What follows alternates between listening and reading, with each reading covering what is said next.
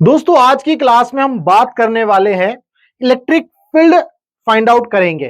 ठीक है, वो कैसे फाइंड आउट करना है अलग अलग सिचुएशन में हम पढ़ेंगे कि जैसे इलेक्ट्रिक फील्ड मान लो इस सिचुएशन में क्या होगी एट पॉइंट पी। सिमिलरली हम इनफाइनाइट वायर लेंगे, फिर किसी पी पॉइंट पर जो इलेक्ट्रिक फील्ड निकालेंगे।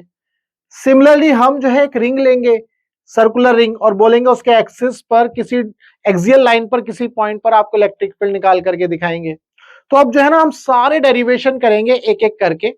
आज की वीडियो में हम इस टॉपिक को कवर करेंगे, सिर्फ इसी टॉपिक को, ताकि आपको जो है ना हर टॉपिक बिल्कुल अलग अलग समझ में आए और अच्छे से समझ में आए। ठीक है जी। लास्ट लेक्चर में हमने क्या किया था, लास्ट लेक्चर में हमने इलेक्ट्रिक डाइपोल को अगर हम नॉन यूनिफॉर्म फील्ड में रख देते हैं तो उसके ऊपर फोर्स किस तरह से लगेगा, टॉर्क लगेगा या नहीं लगेगा, फोर्स लगेगा या नहीं लगेगा, ये सारी बातें करी थी। तो आज के लेक्चर में हम इस डेरिवेशन को करेंगे और अब जो है आगे डेरिवेशन ही होंगे। अगली 3-4 क्लासेस में आपको डेरिवेशन बहुत सारे देखने को मिलेंगे। तो चलो, electric field at point P as shown due to a uniformly charged thin ring. यहां पर आपको एक बात समझनी है, ये जो चार्ज थिन रिंग रॉड है, इसके ऊपर चार्ज कितना है Q और इसकी लेंथ कितनी है L। तो ये अरेंजमेंट कुछ इस तरह से दिया गया है, ये रॉड है, इसके ऊपर यूनिफॉर्मली चार्ज डिस्ट्रीब्यूशन हो गया है। यानी कि जो आपने पढ़े थे ना charge distribution, linear charge distribution, surface charge distribution और वॉल्यूम चार्ज डिस्ट्रीब्यूशन। तो यहां पर लाइन चार्ज डिस्ट्रीब्यूशन है या लीनियर चार्ज डिस्ट्रीब्यूशन है। ठीक है जी। तो इसकी जो लेंथ है वो है कैपिटल L और इसके ऊपर जो चार्ज है वो है कैपिटल Q। ये बात आपको समझनी है और हमें इस P पॉइंट पर जो है क्या निकालनी है, इलेक्ट्रिक फील्ड निकालनी है। ये P पॉइंट इस रॉड से, इस रॉड के इस एंड से, ये लेट से A डिस्टेंस पर है। ठीक है जी। तो यहां तक ये सिचुएशन क्वेश्चन में गिवन है। अब हम जो है इसके डेरिवेशन को स्टार्ट करते हैं। जब भी इस तरह का सवाल आएगा, जब भी इस तरह का सवाल आएगा तो सबसे पहले आपको क्या क्या चीजें समझनी है। ठीक है, आपको याद होगा जब हमने ये सीरीज स्टार्ट करी थी तो मैंने सबसे पहले एक चीज बताई थी। पहले आप पढ़ोगे सिंगल चार्ज, ठीक है, फिर आप पढ़ोगे दो चार्ज का सिस्टम जिसमें आप कूलम्ब्स लॉ पढ़ते हो, फिर आप पढ़ते हो मल्टीपल चार्ज का सिस्टम जिसमें दो या दो से ज्यादा यानी कि 3, 4, 5 इस तरह का जिनको आप काउंट कर सकते हो। फिर हम एक ऐसा सिस्टम पढ़ते हैं जिसमें आप चार्ज को काउंट नहीं कर सकते, जिसको हम क्या बोलते थे, कंटिन्यूअस चार्ज डिस्ट्रीब्यूशन सिस्टम। तो बेसिकली ये लास्ट वाला जो है ना, ये वही सिस्टम है। इसके अंदर चार्ज जो है कंटिन्यूअसली क्या है, डिस्ट्रीब्यूट है। तो यहां पर अब हम जो है एडवांस टॉपिक में घुस गए हैं। पहले हमने सिंगल चार्ज पढ़ा था, उसके बाद कूलम्ब्स लॉ पढ़ा, उसके बाद मल्टीपल चार्जेस के बारे में पढ़ा, अब जो है हम कंटिन्यूअस चार्ज के बारे में पढ़ रहे हैं। तो चलिए स्टार्ट करते हैं। सबसे पहले इस रॉड को हम क्या करेंगे, लेट से इस रॉड के ऊपर मैंने क्या किया, मैंने जो है एक छोटा सा एलिमेंट ले लिया, मैंने एक छोटा सा एलिमेंट ले लिया। इस एलिमेंट की जो लेंथ है लेट से वो है dx। ये जो dx है, ये जो dx है इस P पॉइंट से लेट से ये x डिस्टेंस पर है। ठीक है जी, ये जो dx है ये कितने डिस्टेंस पर है, x डिस्टेंस पर है। तो यहां पर बेसिकली इसके ऊपर जो चार्जेस हैं, ये इसको ये छोटा सा एलिमेंट लिया तो इसके ऊपर जो चार्ज आया वो आ गया dq और इसकी जो विड्थ है वो मैंने बता ही दी है dx। और ये जो है P पॉइंट से जो है कितने डिस्टेंस पर है, ये x डिस्टेंस पर है। ठीक है जी, छोटा सा चार्ज एलिमेंट है, ये आपको समझना है। ये जो वैल्यू है आपको गिवन है क्वेश्चन के अंदर, ये A आपको गिवन है और ये L जो है ये भी क्वेश्चन में गिवन है। अब जब भी इस तरह का सवाल आएगा तो आपके माइंड में जो कंटिन्यूअस चार्ज डिस्ट्रीब्यूशन सिस्टम है वो आपके माइंड में तुरंत जो है क्लिक कर जाना चाहिए जब भी इस तरह से आपको कोई चीज पूछी जाएगी। तो कैसे करना है, अब हम जो है इस स्मॉल एलिमेंट की वजह से, इस स्मॉल एलिमेंट की वजह से P पॉइंट पर इलेक्ट्रिक फील्ड देखेंगे तो वो हमारी क्या हो जाएगी, DE। भाई छोटे चार्ज एलिमेंट की वजह से जो इलेक्ट्रिक फील्ड आएगी इस P पॉइंट पर वो क्या आ गई, DE। DE क्या होगा, K, ध्यान से देखिएगा, K इंटू चार्ज एलिमेंट कितना है, DQ।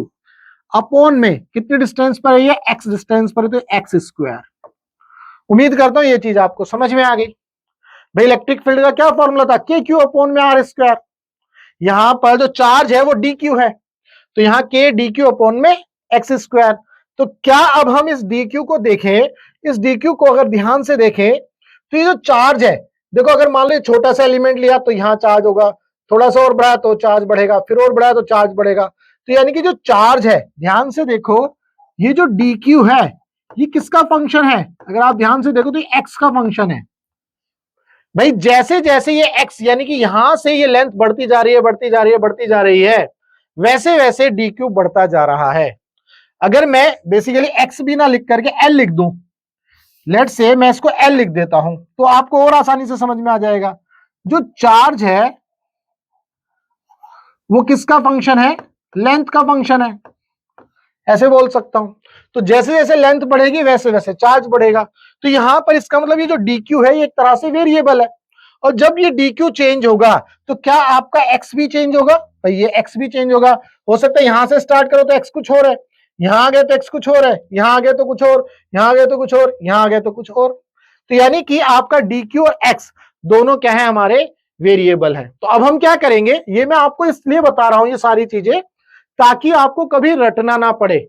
ये सब चीजें बुक्स में नहीं होती, ये जो एक्सप्लेनेशन होते हैं ये बुक्स में नहीं मिलते। फिर बच्चे क्या करते हैं, जब एक्सप्लेनेशन नहीं समझ में आता तो वो उस डेरिवेशन को रट लेता है, तो अपने माइंड में अननेसेसरी का वो प्रेशर डाल लेता है, ठीक है, फिर पेपर में जाके भूल जाता है। तो यहाँ भूलना नहीं है, तो यहां से यही समझाया जा रहा है कि जो डी क्यू और एक्स है दोनों एक तरह से क्या है, वेरिएबल है। जैसे जैसे चार्ज चेंज होगा वैसे वैसे लेंथ चेंज होगी, या उल्टा बोल लो, जैसे जैसे ये लेंथ चेंज होती रहेगी वैसे वैसे चार्ज की वैल्यू चेंज होती रहेगी। तो अब हम इसके साथ क्या कर सकते हैं, ये हमें सोचना है। अब हम इसके साथ क्या कर सकते हैं, ये हमें सोचना है। अब हमारे पास डी इज इक्वल टू के डी क्यू अपॉन में एक्स स्क्वायर है। हमने जो है लीनियर चार्ज डेंसिटी पढ़ी थी लैम्डा, वो क्या था, D Q over D x, यानी कि चार्ज पर यूनिट लेंथ, यही पढ़ा था। और अगर इसके टोटल लेंथ पर देखें तो कितना चार्ज है, कैपिटल क्यू। तो क्या मैं इसको ऐसे लिख सकता हूं, क्यू बाई एल, ये भी लिख सकता हूं। तो यहां से इस डी क्यू को क्या मैं इस तरह से निकाल सकता हूं, लैम्डा इंटू डी एक्स। क्या मैं इस तरह से लिख सकता हूं डी क्यू को, लैम्डा इंटू डी एक्स, बिल्कुल लिख सकता हूं। ये जो लैम्डा है ये याद रखिएगा ये कैसी क्वांटिटी हो गई है, ये कांस्टेंट हो गई है, कांस्टेंट, ठीक है। ये मैंने जब लीनियर चार्ज डेंसिटी वाला टॉपिक पढ़ाया था, आप वहां पर जाकर के इसको समझ सकते हैं, ये बेसिकली कांस्टेंट वैल्यू हो गई है। ये रेशियो हमेशा कांस्टेंट है, तभी तो ये लैम्डा है, ठीक है। तो यहां से डी क्यू हमें मिल गया। अब इस डी क्यू की वैल्यू को उठा करके इस इक्वेशन में रख देंगे। तो यहां से डी इज इक्वल टू के into lambda into D x upon में एक्स स्क्वायर। अब हम क्या करेंगे, इसको इंटीग्रेट कर देंगे, इसको क्या कर देंगे, इंटीग्रेट। जब इंटीग्रेट करेंगे तो ये डी, अभी एक बार और इंटीग्रेट करेंगे, चलो ठीक है। यहां पर लिमिट भी देख लेते हैं, ये अब x के टर्म्स में आ गया है ना, इसको इस तरह से लिख लेते हैं, डी ई, इंटीग्रेशन किया, ये एक बार और इंटीग्रेशन, यहां पर इसको बाहर निकाल लो, k कांस्टेंट है, लैम्डा कांस्टेंट है, और ये इंटीग्रेशन किया 1 upon x square into D x. अब यहां पर देखो x, ये x के टर्म्स में आ गया पूरा। तो x की जो वैल्यू है वो कैसे वेरी कर रही है, रॉड की लेंथ के हिसाब से देख लो। जब x की वैल्यू a है तो यहां से रॉड स्टार्ट हो रही है, जब x की वैल्यू a है तो रॉड स्टार्ट हो रही है, और जब x की वैल्यू a प्लस एल है तो रॉड खत्म हो रही है। जब x की वैल्यू a है तो रॉड स्टार्ट हो रही है, जब x की वैल्यू a प्लस एल है तो रॉड खत्म हो रही है। तो जो लिमिट है x is equal to a से x is equal to a plus L तक लिमिट चली जाएगी। उम्मीद करता हूं यहां तक कोई समस्या नहीं है। अब जो है आप इस डेरिवेशन को आराम से कर सकते हो। तो यहां से ये आ जाएगा ई नेट, या इलेक्ट्रिक फील्ड ई नेट आ जाएगी,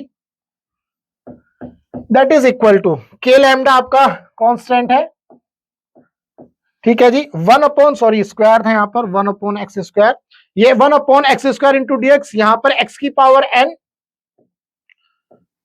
इंटू डीएक्स, इसका इंटीग्रेशन क्या होता है, एक्स की पावर n प्लस 1 अपॉन में n प्लस 1। तो यहां पर n की जगह क्या आ जाएगा, बेसिकली इसको मैं इस तरह से लिख लेता हूं, के लैम्डा एक्स की पावर -2 इंटू डी एक्स, ये लिख सकते हैं।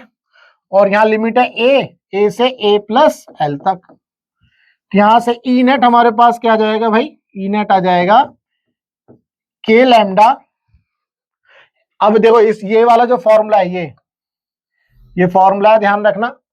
तो एक्स की पावर एन डीएक्स का इंटीग्रेशन एक्स की पावर n+1 अपॉन में n+1, तो एक्स की पावर -2, एन की जगह -2 है, तो एक्स की पावर -2 + 1 अपॉन में -2 + 1, और ये लिमिट आ जाएगी ए, और यहां से a + l।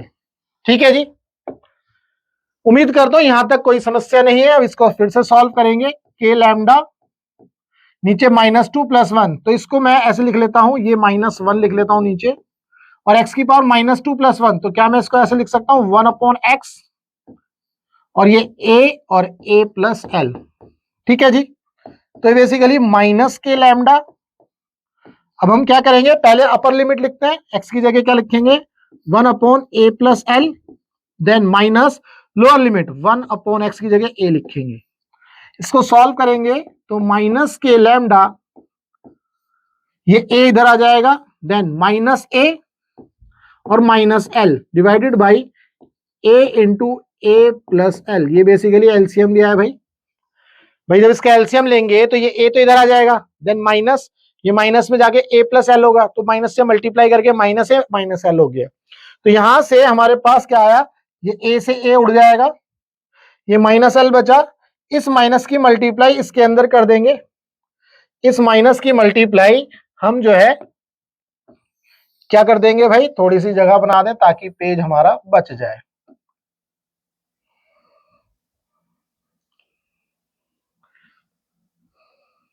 ठीक है, यहां पर अब हम जो है इसी पेज पर खत्म कर देंगे इस डेरिवेशन को।